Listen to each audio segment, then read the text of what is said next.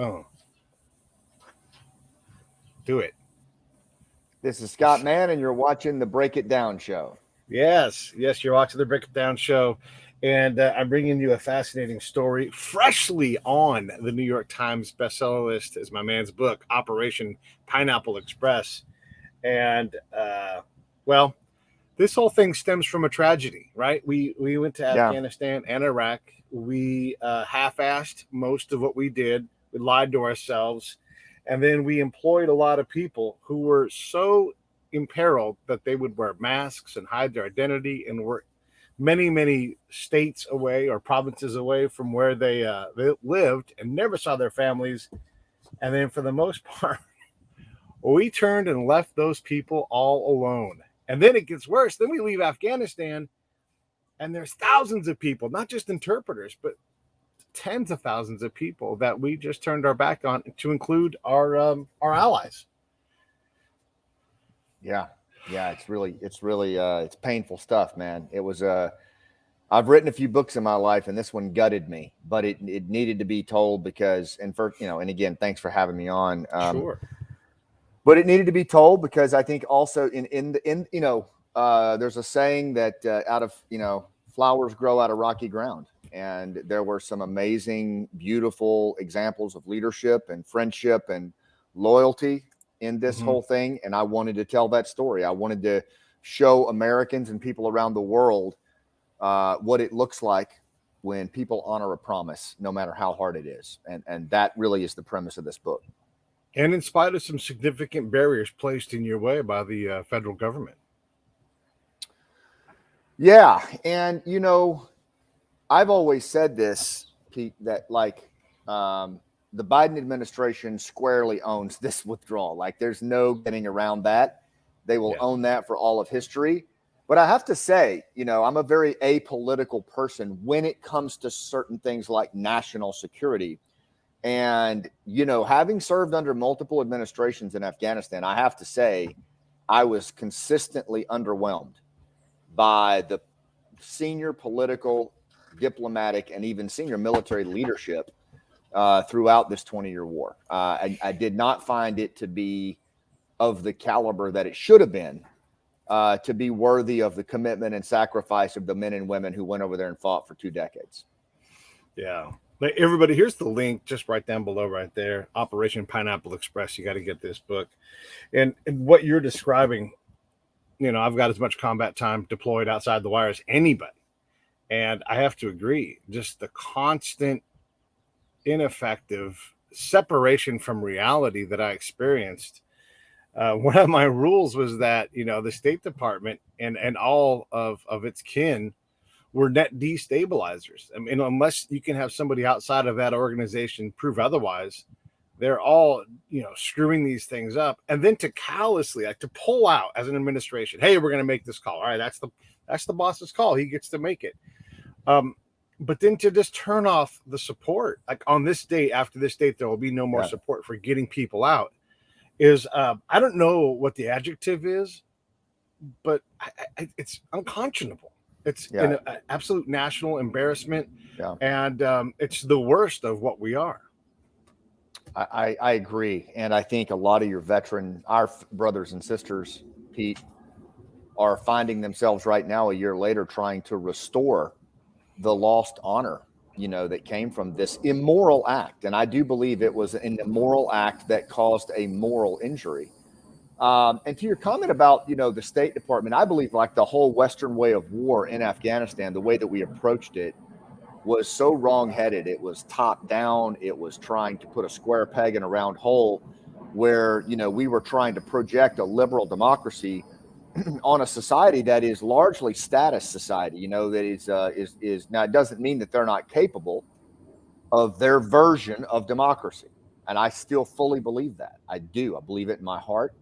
But also there is a huge chunk of that country that where the pavement ends, it's a different form of governance. It's a different form of dispute resolution. It's a different form of security. And, I feel like a lot of combat operators knew that. They understood that. But the senior politicians and the diplomats and the senior officers they didn't take the time to get deep on those realities. Yeah. And they tried to project something onto the problem set using the military industrial complex that was completely irrelevant. And then when the time came that it was inconvenient, they just pulled the plug. I interviewed General Sami Sadat the other day on my podcast, 3-star general, former Afghan Army special operator, good dude, was the final commander of Afghan SOF before it all fell apart, and got the nod from Ghani, but to defend Kabul before Ghani put his sorry rear end on a helicopter and flew away.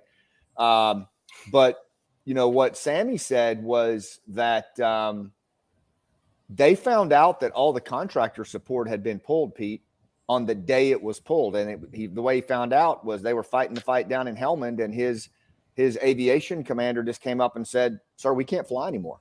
We can't fly medevacs. We can't fly infill, exfil. We can't fly air support. We have no birds." And they didn't even know it was coming. This is one of the biggest elements of the problem that bothers me is, well, look, again, we're talking about this top down, this culture of failure. I was willing to give Secretary Austin a lot of rope, like, hey, it's complex doing what we're trying to do, and okay, you screwed it up in Iraq, but now you're the boss, and maybe you've learned something from this. And when the Secretary of the Defense has to say, I cannot tell you how many Americans are in Afghanistan, nor can I defend them, it's complete failure, right? Like, it's the kind of failure that leads to, and then here are my resignation papers, because you haven't. His whole latter half of his career is just failure after failure. So, and I know we're kind of beating this horse a lot, but we have to see this. We have to look at the problem and understand that when we go somewhere, your Georgetown solution has nothing to do with this downtown Baghdad problem. Nothing to do with it. Right. And it's just go ahead. It's infuriating, and I think you're speaking the words that I have heard so many veterans say over and over again. And I just saw there on the lower third where Aaron Hook, described this as the cut and run. And, I think that there's a lot of truth to that. But here's the other thing, too, if you want to take that a step further, is what is the impact on the active duty and veteran and Gold Star community? What is the impact on the individuals who are really, Pete, the moral compass of our society? Like, this is, again, why I wrote the book, because I felt like so many of our active duty members and our veterans risk their careers, they risk their financial security, and arrange their mental health to help their Afghan partners who were risking everything and had risked everything for us. And yet they had to do that rather than the government do its job. And what that did was it created a massive, moral injury. We shifted the responsibility of whether these Afghan partners lived or died onto the backs of this fragile population. And by fragile, I mean men and women that have seen more combat than, is normal for a 20-year period. And yet we asked them to handle the problem while the generals, the diplomats, and the politicians just kept going and turned the page. There's something really egregious about that. And to your point, I would really like to see some public hearings on this. I would like to see some accountability, because I don't think we can move from moral injury to moral recovery until the people who have suffered the moral injury of this thing, of abandoning their partners, see that there are assurances in place that this multi-decade systemic problem of abandonment that goes all the way back to the Montagnards in Vietnam is going to be addressed and handled, so that your kid and my kid doesn't have to deal with this from the next Secretary Austin and the next administration that decides we'll just cut and run when it's inconvenient. Yeah, a lot to say following those comments. And none of it is nice towards the administration. And let me just say, this current administration has got a lot of blood on its hands and shame and failure. But we can just wind it back as far back as you want, and it just continues, right? The multi-decade failure of our presidential administrations. This is all of them, right? And you make the call. Look, and I'll give President Bush the younger a bit of a pass. What are you going to do on 9/12/01, right? Like, this is a big complex problem, and he was running on, hey, I'm I'm a status quo guy. I'm going to work across the aisle. We did really well in Texas. We're going to continue. Oh, crap. That's all out the door. Now I'm going to be this wartime president. Right. So if there's any grace, you can start there. But then, he didn't get any better the rest of his term. So I wanted to add this element in. When you look at our partnership, in our international capacity to deal with other countries, right? And especially this is, again, the constant failure of Joe Biden and his international ideas. How can any country look at us and say, yeah, the Americans are great to have on the team. They're reliable. They'll stick with it. I mean, if you're the Kurds, the next time we turn our back on them and leave, it'll be, I don't know, something north of the fifth or sixth time, right? So we create these problems, and now we're showing that, hey, we'll just walk out. And we didn't have to leave Afghanistan. I'm not a big long war kind of guy, but the conflict that was being borne by the Afghans who were trying to fight for their country. Were they doing a great job? Probably not. We probably needed to do a lot better job of supporting them.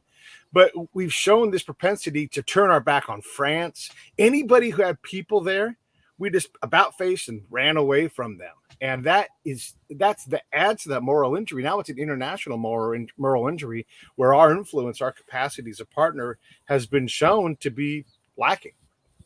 That's a lot to unpack there. So, I'll start with, where should I start? I think what I'll start with is, the comment that about NATO, right? So, you think about, we really put ourselves, and I hope that people listening to this and watching this, I hope that they will consider this, in the midterm elections, because people ask me all the time, like, what can I do? Well, one, be informed about this and vote in an informed way. And I say, and here's why, because Afghanistan does matter. This will follow us home. We got involved in Afghanistan in the first place because of the worst terror attack on U.S. soil in our history that was planned, prepared for, and projected from Afghanistan, right? An unfettered safe haven for Al-Qaeda. The very group that launched that attack is completely reconstituted. They have foreign fighters back in Afghanistan now, in Helmand province and Kandahar province for sure, training on former Afghan National Army bases in the wide open. Foreign fighters from North Africa, foreign fighters from Southeast Asia, Iraq, Syria, they're back. Plus you've got ISIS-K in the mix. So, if we're thinking that we're just done with Al-Qaeda, we're done with Afghanistan, well, it's not done with us, and they're not done with us. And now we've restored the situation, in my assessment, and with the feedback I'm getting from Afghan commandos and special forces on the ground, is it's worse, actually, than what it was pre-9/11. And,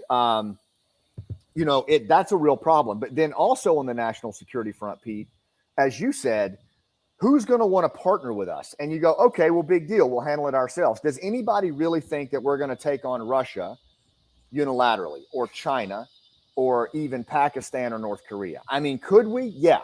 But if you look at the historical precedent all the way back to the Cold War, how have we done it?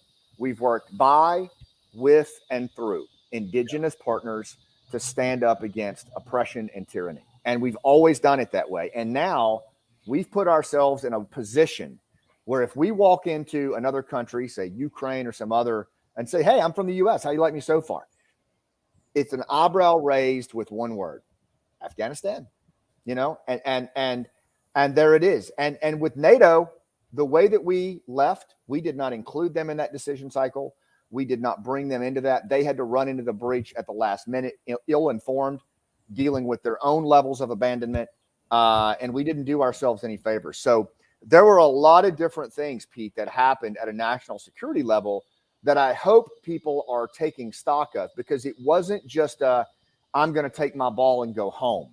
Right. This thing follows us home, and it follows us home at a catastrophic level if we don't wake up to the local realities of it. Here's the book right here, Operation Pineapple Express. You guys got to get this thing if you want to understand what happened and how these incredible people bound together. And they were working like a deployment. All my buddies who were involved in these kind of operations, whether it was this one or other ones, this was 20 plus hour days as you guys worked to try to let's just say it, unfuck what the government had fucked up. And again, a lot of times in spite of the federal government. And let me just say this too, Pete. I appreciate you talking about the book. And what I will tell people is, when I wrote this, it's not written in the first person like this one time at band camp. Here's what I did. It's not that. It's not a war. It's really not a military book, to be honest with you. The way I wrote it, if you've seen the remake of Dunkirk, it reads like that. One moment you're sitting with Will Lyles, former Green Beret and double amputee, at his breakfast table while he's on a Signal app texting his interpreter Kazem over in an open sewage trench in Kabul, who saved his life, and now he's trying to guide him to a 4-foot hole in the fence at night, through Taliban checkpoints where they're being beaten. And then you toggle over to Hasina Safi, the Minister for Women's Affairs, who's being guided by a former U.S. ambassador for women's affairs. Like, it's that kind of, it moves fast, it hits hard. And at the end of the day, I asked 2 simple questions about this book when I interviewed dozens and dozens of people who were involved. What does a promise mean to you? And how far would you go to honor it? And the answers that you see in these stories will put you in the dirt, man. Like, it's very uplifting. It's infuriating, but it's also super uplifting, I think. And it really shows us what leadership looks like in these tough times. Whether you served in the military or not, the storytelling in here, I think, will really grab you. When this was all about to break, I reconnected with the guy that I actually was worried about for quite a while. His name's John. He's been on the show, and we actually happened to be driving right by each other in Memphis, and so we decided just to get together and catch up, and everything else. He was like, "Hey, this is going to happen. It's going to take a while for Afghanistan, but we're really pulling out." And I said, "Oh man, it's going to last 10 seconds because there's no trust internally." One of the things I was able to do was look at the organization that we were partnered with and how we partnered with them. And we never tested the machine. If you were a police commander in a very dangerous district and you sent up an ammo request through your government, and this was curious to me. I was in the firefight. I was there. I watched it. He sent the request up, and I'm like, let me see what happens. Let me see how this system works, right? And an American killed it. American killed a legitimate ammo request. So if you have this government, they can't even provision ammo without us or somebody else getting involved. And so that tells you that the guy to your left, the guy to your right, hey, we're all in this for ourselves. We're all going to amscray as soon as it gets sideways because they all got to get home, protect their families, right? And so when I explained this to him, he's like, this isn't going to last even 10 seconds. I'm like, nope, the moment we leave, that'll be it. And literally 48 hours later, it was over. There was no government in place because we never built a system that was able to withstand any kind of hardship. And so again, like now we all go into this. I was one of those guys on the Signal app. I didn't get directly involved because I didn't have that network, right? But I knew a lot of people who were doing it, and wherever you could, you tried to help, but you didn't want to get in the way either. So all of these thousands and thousands of Americans are like, how do we get these guys out? I mean, I was in conversations where like, I know a guy who owns a 737 and he'll use it, right? I know several celebrities that are like, if you need money, let me know. I will give you guys money.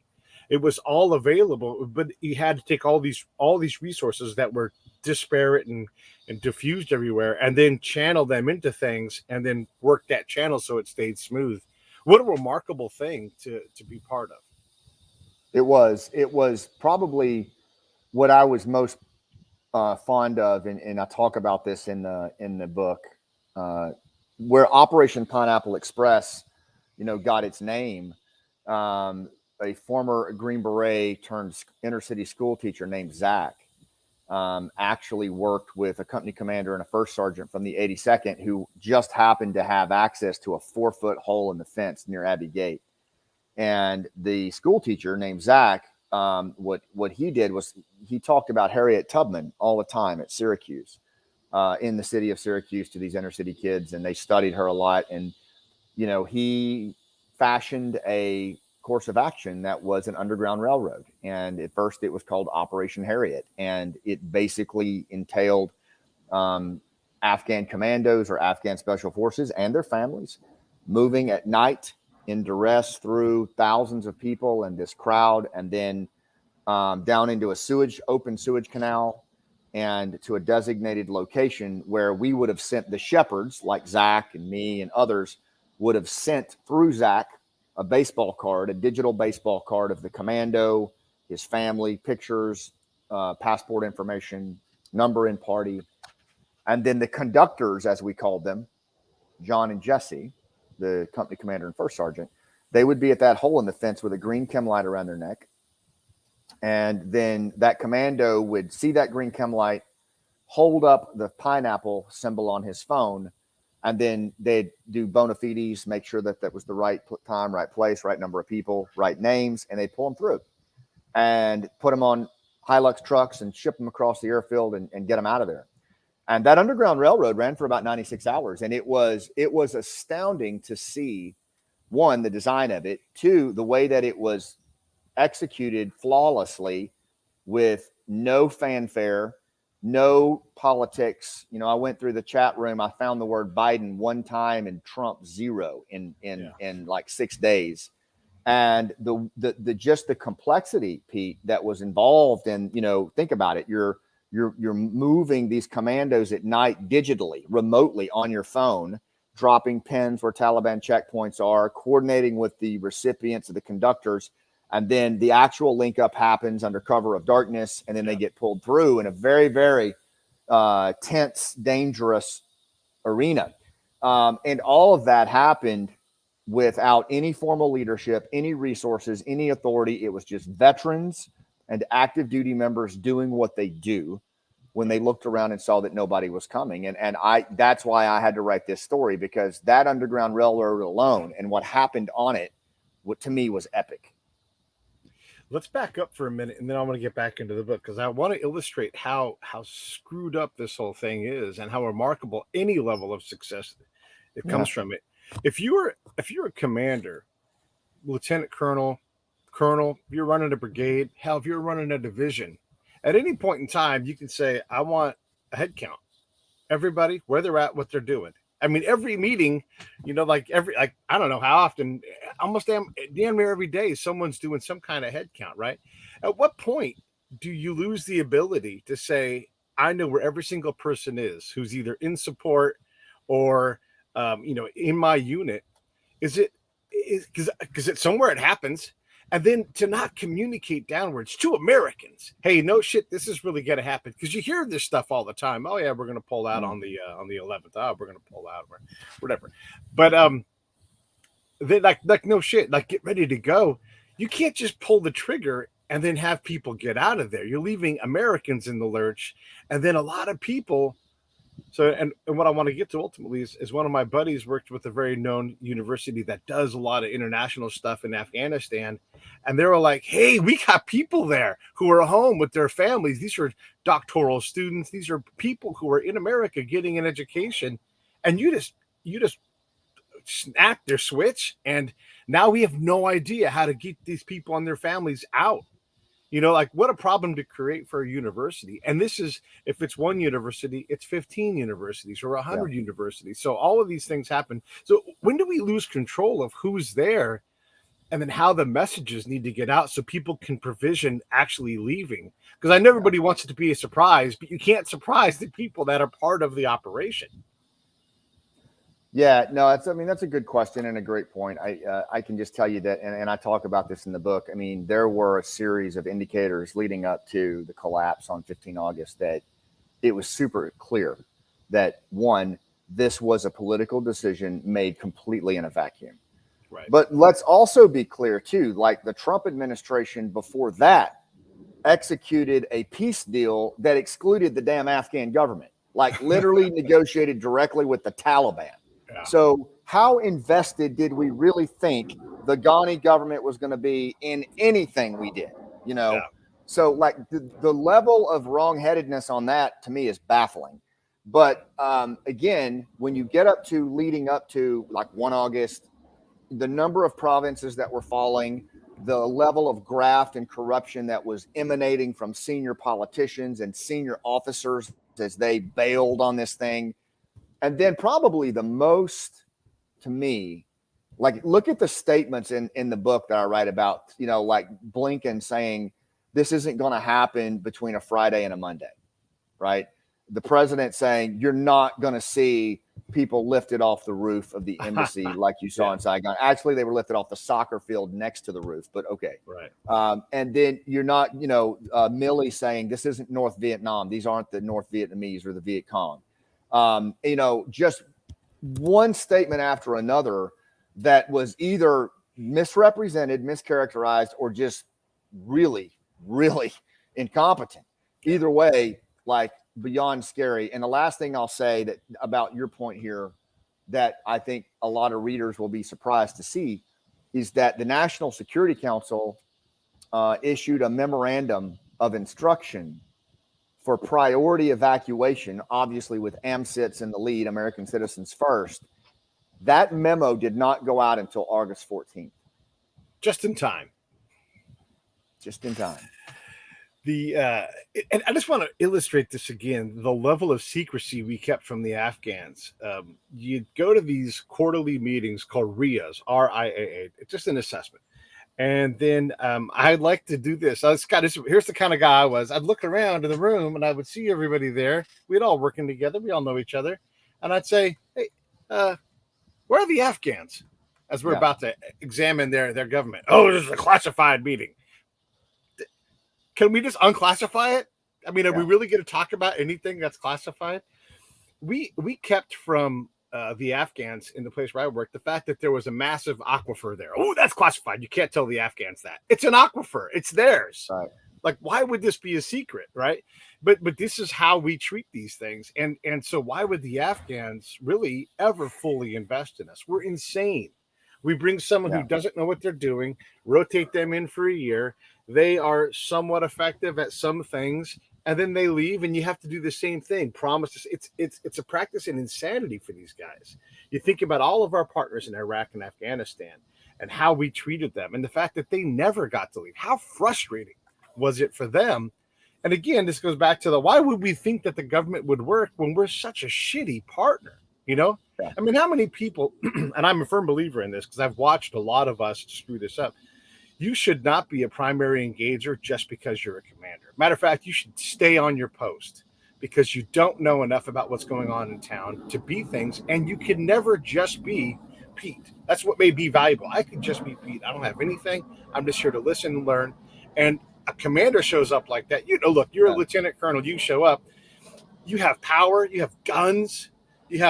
You have helicopters, and so you can't, all of these things lead to us screwing these things up, which then it doesn't surprise anybody. Look, when Blinken and Miley say things, I just expect them to be wrong because they've got how many years failure behind them where they've said the wrong thing. I mean, Joe Biden thought we should divide Iraq into 3 pieces, and then, hey, you're the boss. Now just draw a circle on the map and say, that's Kurdistan. It's a state. Well, he didn't do that because he's full of shit. I'm getting fired up, Scott.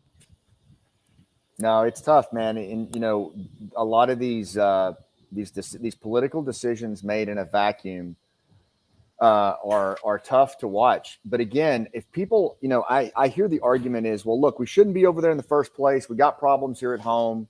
We were there for 20 years. And going back to a point that you made earlier about, we didn't do the best job in the world. But here's the thing, and I'm speaking from a Green Beret perspective here, at SF perspective, which is, our line of work is to build capacity in low trust areas for indigenous people to stand up on their own.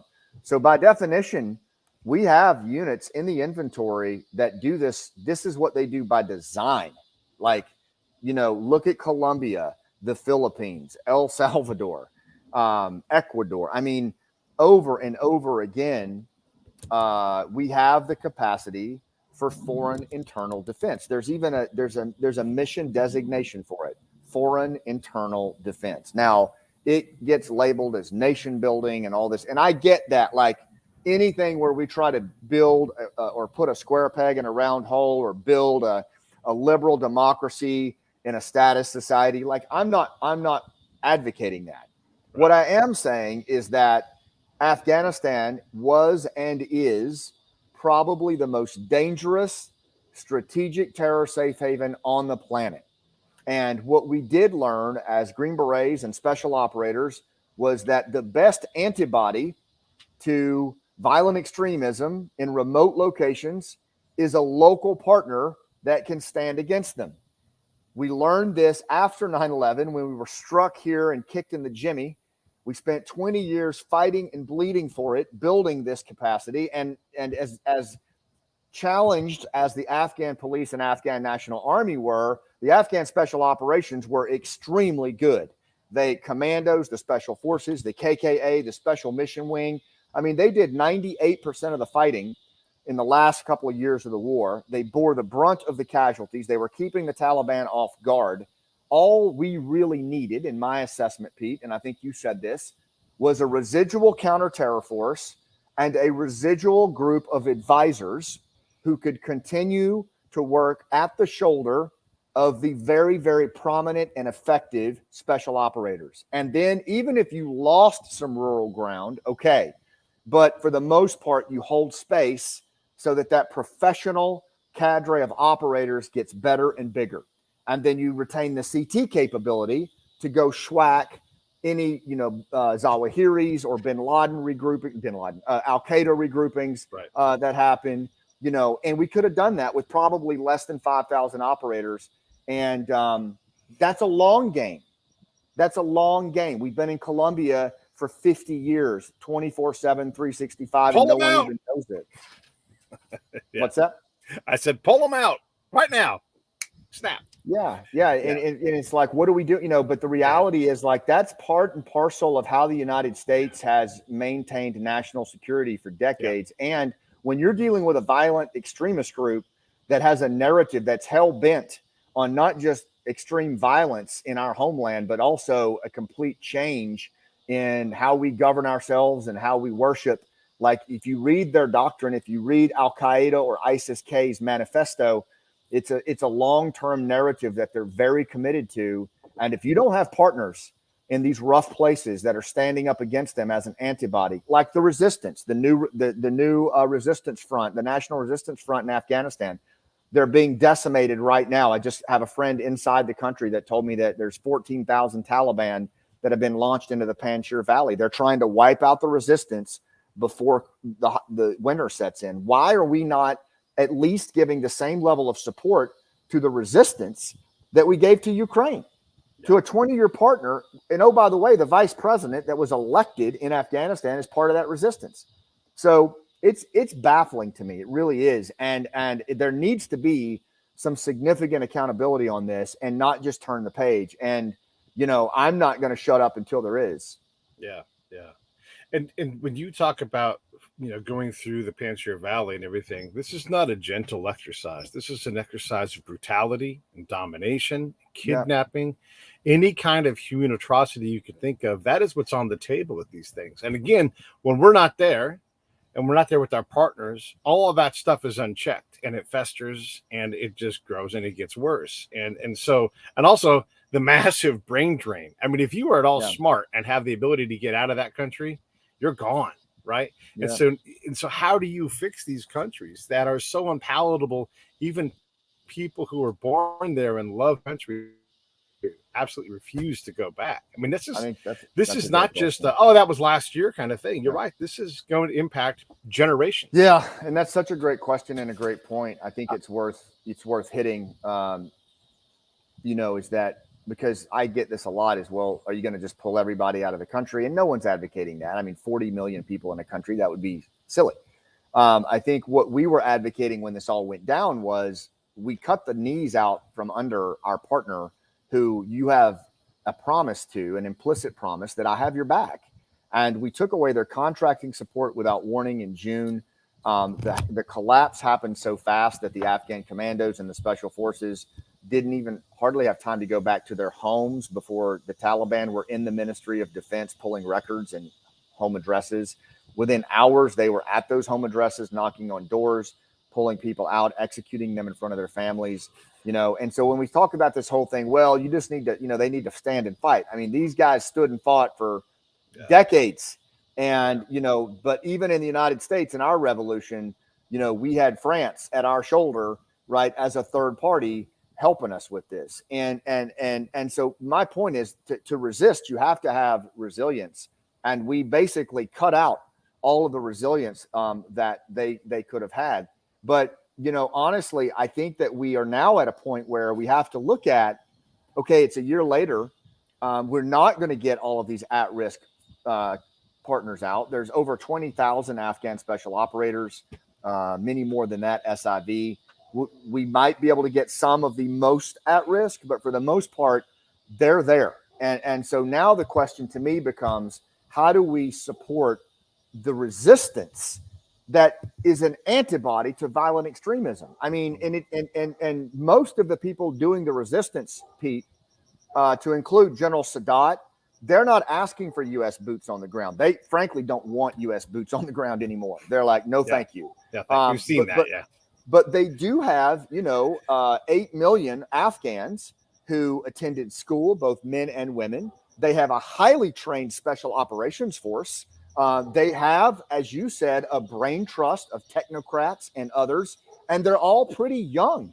They're They're not the warlords. They're not the traditional, jackwagons that come into the breach and exploit every situation like this that happens in Afghanistan. These are generations of Afghans, millions of them, like 8 million, that grew up under the relative stability and democracy made possible by United States blood and NATO blood. Yeah. And when people say to me, or a Gold Star mom says to me, what was the point? I say, listen, your son or your daughter held the space so that these young Afghans can do what they're about to do. And I wouldn't count them out. I would not count them out. I think that chapter is yet to be written. As T.E. Lawrence said, nothing is written. You know that quote. Yep. And I think that is true right here. And that's not little boy whistling in the dark. Like, I've trained alongside these guys. I fought alongside them just as you have. I've seen their capacity. And I think they will do it on their terms. I think you'll see women leading a lot of this. But I do believe it will be very difficult to do without outside help. Aaron Hook talking about, the instability and keeping a relatively small presence in the country. I think that is exactly what probably is going to have to happen at some point. There probably would need to be some kind of small footprint. General Sadat agrees with that. Unfortunately, the way that I think it's going to happen is another catastrophic event on the homeland where we're going to go back in lock, stock, and smoking barrel, and then hopefully right size out of that. But to think that there's not going to be a projection of violence from Al-Qaeda or ISIS or both using this BS over the horizon shit it's diluted. We already have the worst terror attack in history on record as precedent. So I really worry that our politicians right now they're diluted. Like, they are so careerist in nature and so focused on their own agenda that they are literally trading it for our security. And they're not listening to the folks on the ground, and they're not listening in many cases to their own citizenry.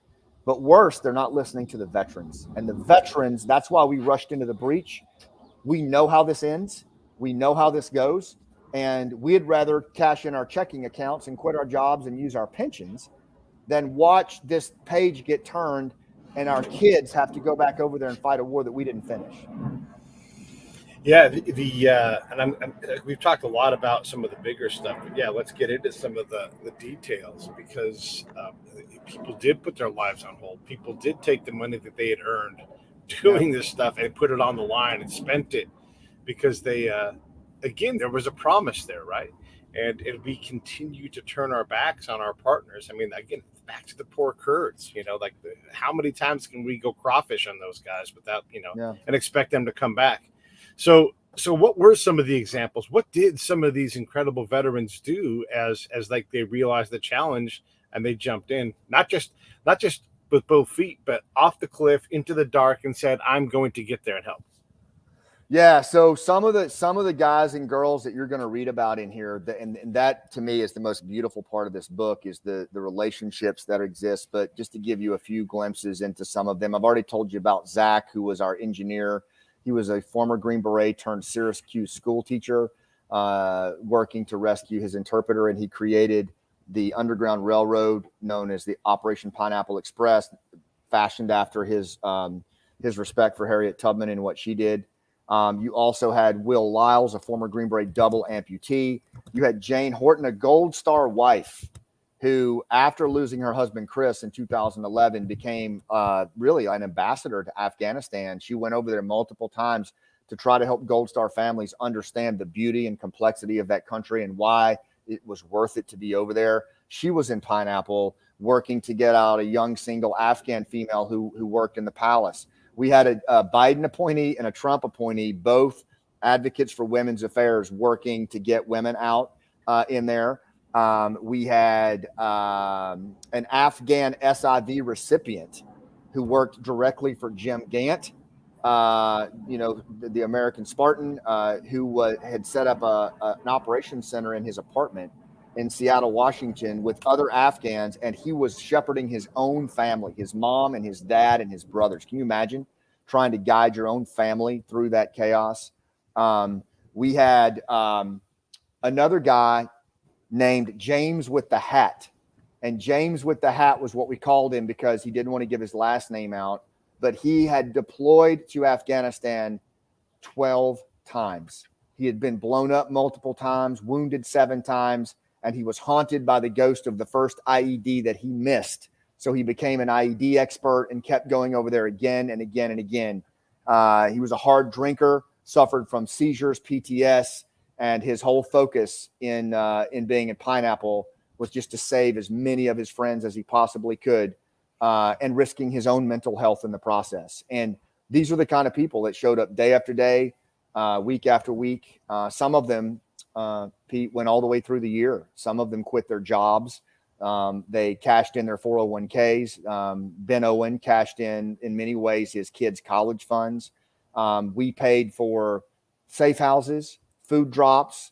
On our manifest, where we worked with Operation Recovery, 20 babies were born in safe houses with indigenous medical care that we coordinated after the bomb went off. It's just staggering the way that these veterans and these volunteers took on this Uncle Sam-sized problem with their pensions and checking accounts. And I think Americans are going to be very proud when they read this book and they see the level of sacrifice and commitment to a promise when we had no authority, no resources, and really no way to get this done. It, to me, was the best in America stepping up. Operation Pineapple Express. That's the book we're talking about. It's pretty fat too. Lots of great pictures. And like you said, timeline driven. And, you know, here you are in Kabul. Here you are at the airport. Here you are. And all of these things happen. There's some maps in here too. And you guys, you know what I always say is buy the book and buy it for a friend and buddy read it. And that way you sell 2 books at once and you help Scott out and get this incredible story out into the world. Has it been optioned yet? It has. Nice. It has. Yeah, that news is coming out soon. And I think when people read the book, they'll be glad to hear that, because it does read like a film. Because I tell it in the third person, right? So I'm moving between the different points of view. One other thing I would say too, Pete, and I really appreciate that comment about, getting it for a friend, because I do think this is the story that hasn't been told. And this is the story the government doesn't want you to read. I interviewed scores of Afghans and special operators and veterans to write this story. But the other thing too is, if you like audiobooks, I'm also an actor. I have a play about the war called Last Out that I perform around the country. So I do a lot of voice work and acting. And so I read the audiobook also. And I actually embody the characters. So if you like audiobooks, I really think and the feedback we've gotten on the audiobook is insane. People really like it because it moves even faster and it hits even harder. Yeah. No, it's great. I saw that you had read it, and I'm actually gonna, as soon as my credit drops in a couple of days here, I'm gonna listen to it too. Because what I thumbed through, and I just got the book the other day, but what I've gotten out of it so far has been just incredible. And it's unfortunate that you guys had to even do this yourselves, right? We have a government that is supposed to do it. Yeah. And I don't want to name names, but I know people that know people, and people that talk a lot about this problem. But when push and shove came together, they they turned left and left, you Yeah, know? man. Yeah, And man. so there's a lot of people who are not capable in the government to make that change happen for whatever reasons. And you have to assume that they're political reasons, because the people otherwise have a pretty stand-up character. God, that's so well said, man. And honestly, I know I'm really vocal about this in the book, and I've lost a lot of friends over this. I'll be honest with you. A lot of the senior officers and senior enlisted advisors who mentored me through the war on terror, who, if I said their names, the country highly respects them. And I say some of their names in the book. Yeah.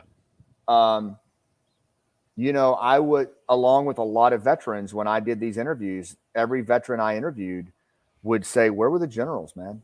Like, I get it. I get it with the politicians, and I get it even with the diplomats. I don't excuse it, and I expect accountability. But with I'm particularly hard on the special operations community, and in particular the special forces community, the senior leadership. Now, I believe the junior officers and the NCOs were salivating to get over there and do what they do, and many of them risked their own careers. Some of them were part of Pineapple. Some of them were part of Dunkirk. Some of them were part of Project Exodus, or the groups that you saw. But the point is, the senior military officers and the senior enlisted advisors were content to push off recovery of their favored Afghan under the table on their private cell phone to old farts like me and the volunteers, while they maintained their career and towed the party line. And my point on that is, we are all taught, if you're a leader in the military, that you do not follow orders that are illegal or immoral. And as far as I'm concerned, the wholesale abandonment of the Special Operations Partner Force, the way that it went down, was an immoral act. It was an immoral order. And we were taught all through our youth as special operators, we gave our youth to this war. And we were held to a standard that you work by, with, and through your partner. You do not leave your partner on the battlefield. And we were held to that account. And then when it mattered the most, same with women's rights, we were told to walk away. And our leaders did. And not one senior officer, not one, put their rank on the table and took a stand on behalf of all of the active duty and veterans and Guard and Reserve who had served them faithfully for 20 years. And I personally think they're going to regret that. I think they already do. I think that's why you see some of them coming out on the news circuit a year later talking about what they thought. Yeah.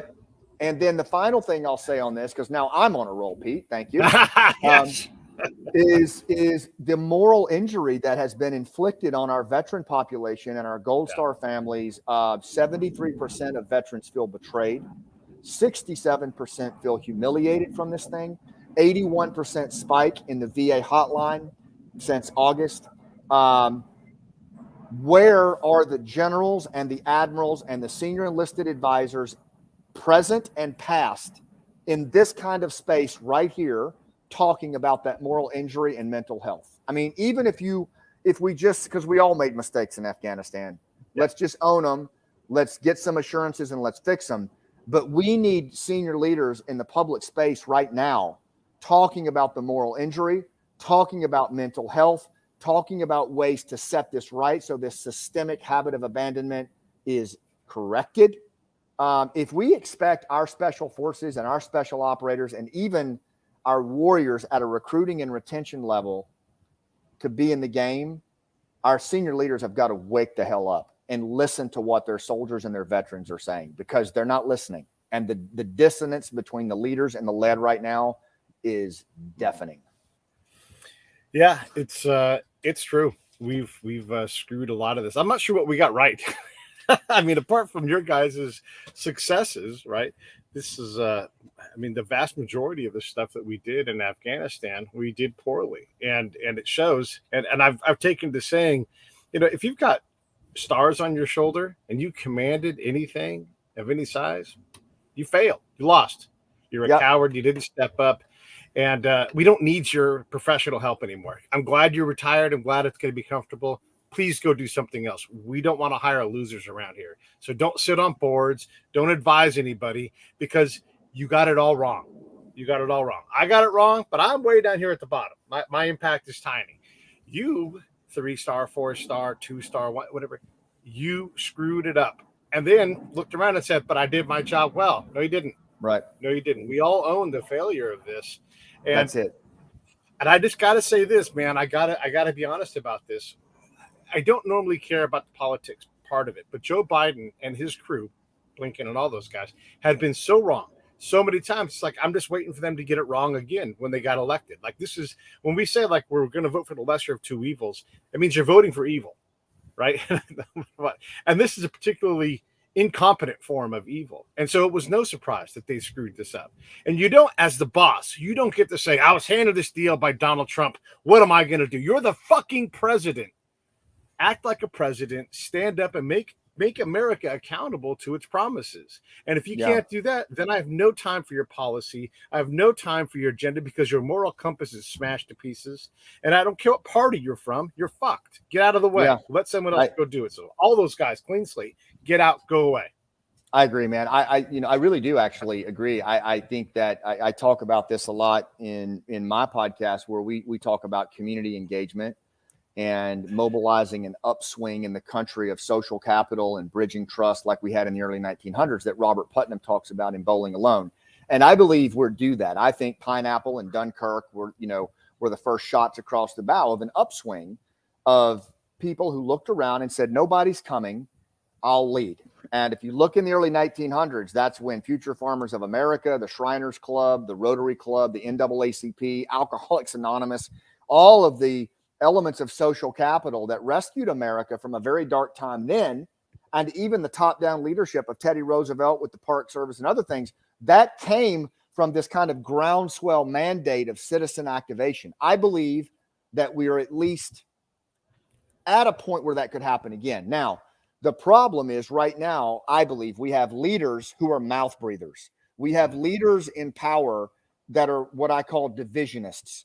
They are not about bridging across in-groups and out-groups. They are more about fomenting division inside the country to advance their limited agenda within their in-group. That is a factioning, primal, tribal approach to leadership. And as long as those individuals are in power, they are Trump, they are Biden, they are any individual who divides as a matter of course. We need leaders who bridge. We need leaders who bridge beyond in-groups and out-groups, and who look at greater good, who look at what we have in common versus what is different. And we need leaders who call out bad behavior, right? And so right now, for all of us, I think we have to step back and kind of shake off that trance-like state that we get into when we get angry and afraid, because anger makes us stupid. Anger causes us to go to a primal state where we're so busy defending our guy that we don't realize, like you said, our guy is just another version of bad. And rather than step back and get into a parasympathetic state where I can actually assess my operational environment and go, wow, they're both bad, and then start to take the kind of activated leadership that we need at a community level to lead ourselves, our family, our neighbors, and start to demand that. And that's why I say at the end of the book, and I don't think I'm giving it away, that was our Pineapple Express. What's yours, right? If a bunch of old fart veterans can step into the fray and help a lot of people make it out, then what can you do in your arena to lead when nobody else is coming, title or not? Because that's the only option we've got as far as I see it. And if we think that anybody's coming over the hill, like if we think this administration is going to self-correct, or we think the next administration is going to come in and be the savior, we're deluding ourselves. We're simply falling into the factioning and tribalistic divisionism that they want us to. We've got to start to define what leadership looks like, and we can, but it has to start at our level. It has to start with the kind of things that you're doing, Pete, and activated citizens. So that's my belief on this thing. I think that's why so many veterans rushed into the breach. I think that's why Sebastian Younger in his book Tribe says that veterans come home from war and they know absolutely how to die for their country, but they have no idea how to live for it because the country's tearing itself apart. Everything they fought to keep over there is actually happening here. And so, let's take a page from our veterans who showed us what leadership looked like on August 15th. And let's lead that way in our arena, in our family, our community. And let's get rid of the divisionists, vote them out of office, right? Vote them out of power and put somebody in there that bridges. That's all I know to do. I totally agree. My voting stance is hashtag vote out all incumbents. just Love it. Wipe them out, clean them out. Yep. And you're right. Yep. So we had Sebastian on your show. We had him on several times. And he's like, what I want you guys to do is to get in the middle and draw us there. It's not going to be easy. We've talked about it a lot. It's very hard. I'm not a Republican. I'm not a Democrat. And sometimes I'm with these guys. Sometimes I'm with those guys. But what I am trying to do is trying to get people to come in the middle so we can all look. We need some unity in our diversity, and these are antonym words, right? So we're crazy about diversity, but not political diversity, and not like experiential diversity. Or we're focused on.